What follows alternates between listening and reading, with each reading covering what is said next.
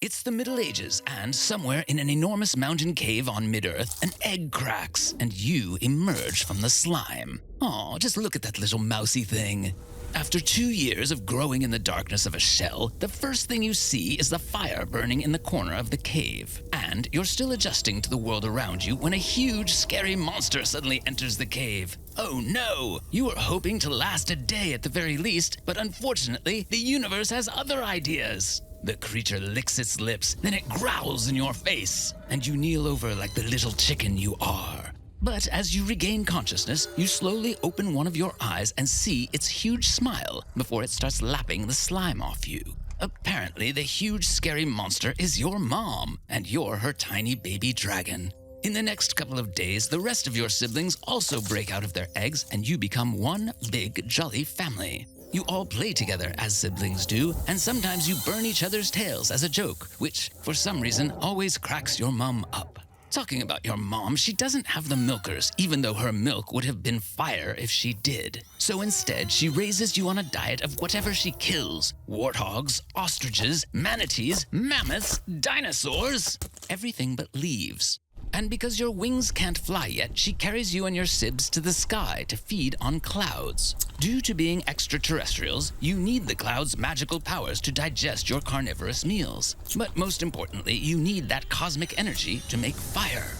With every day that passes, you grow older and bigger. Meanwhile, you and your siblings are teaching each other how to fight through non-stop teasing and squabbling. But even though a 1-year-old dragon is still a baby, you're a massive beast when compared to other creatures. You are now about the size of a single-seat light aircraft, and you and your siblings have gone from wet, wimpy wusses to strong, scaly slayers. You now look more like your mom, like a cross between an anaconda, a bat, a T-Rex, and an alligator. And at just 1 year old, you are now an expert flyer. So sometimes you enter the Earth's atmosphere and test your strength against eagles and other large predators and destroy them. After all, you're on your way to becoming an apex predator yourself. But unlike your mom, you still can't do the one thing that makes you truly special very well. You can't breathe fire for long periods. As a dragon, your complex metabolism allows your body to produce methane, but you can't make enough heat in your throat to keep the fire burning after igniting it. However, 4 years later, that's no longer the case. You are now a bigger and even stronger dragon, the size of a mid-sized jet. And the best thing about this age is you can now hold your fire as long as you want. So naturally, your favorite hobby is spit roasting sharks whenever you can.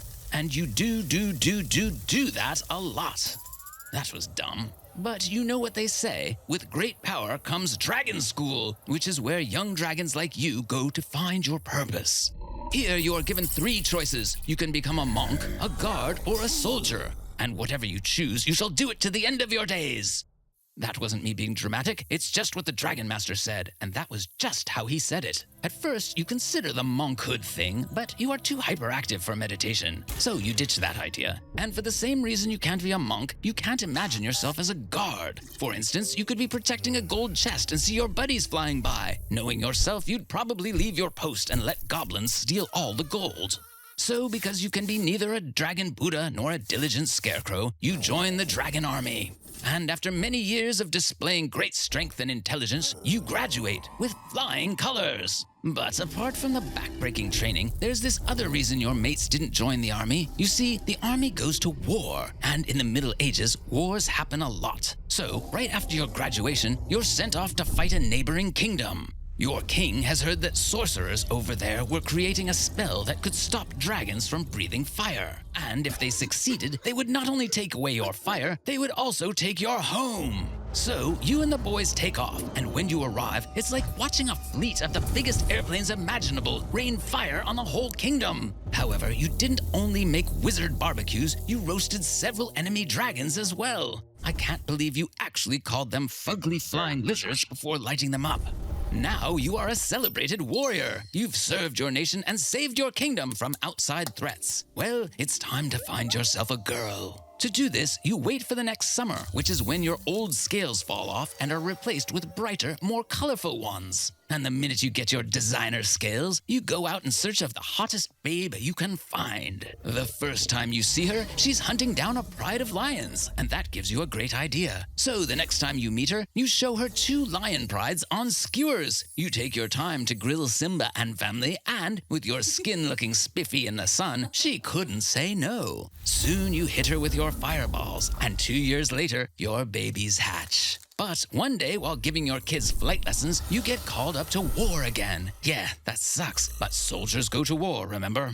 This time, a horde of ice dragons had risen in the north, and they were headed south toward you. You'd only heard of them in stories, but shit gets real when you meet them at the middle way some days later, and the fight starts. They are slightly bigger, and as you throw ice and fire at each other, you find that they don't burn easily. But their ice is also not doing much to you from a distance. So you move in and fight them in close quarters. Now you can smell their flesh burning, but they are also freezing your boys up and breaking them like glass. And within a short time, you notice that you're losing numbers fast, and you tell your men to retreat. But the ice dragons say, "Not so fast, boys, we're just getting started." So as you and your forces pull back, they press in from all sides, forcing you to turn around and continue fighting. By now, the battlefield is littered with fallen fire dragons, and the air is thick with eerie screeches of ice dragons circling overhead.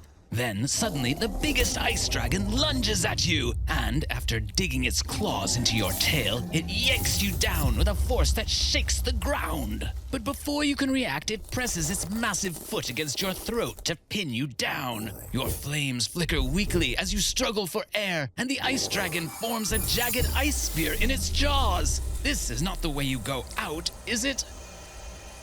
Nah, this is it. You stare into the beast's cold, lifeless eyes, knowing this could be your last moment.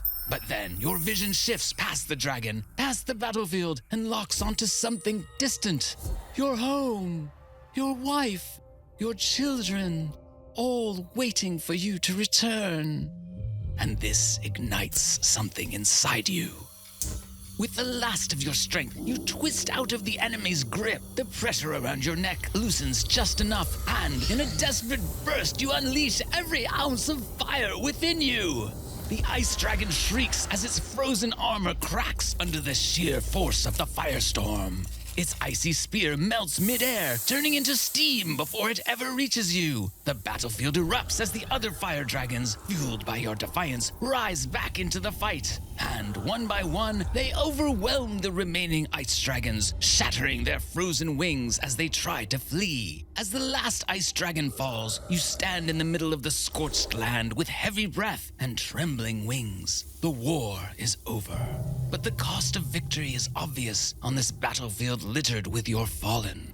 Wounded and exhausted, you lift your gaze toward the sky as the setting sun casts a golden glow over the ruins of war. You hold onto a worn image of your family, the edges singed but still intact. Then a single tear escapes your eye, sizzling as it lands on the ground. And with a final breath, you lower your head and close your eyes.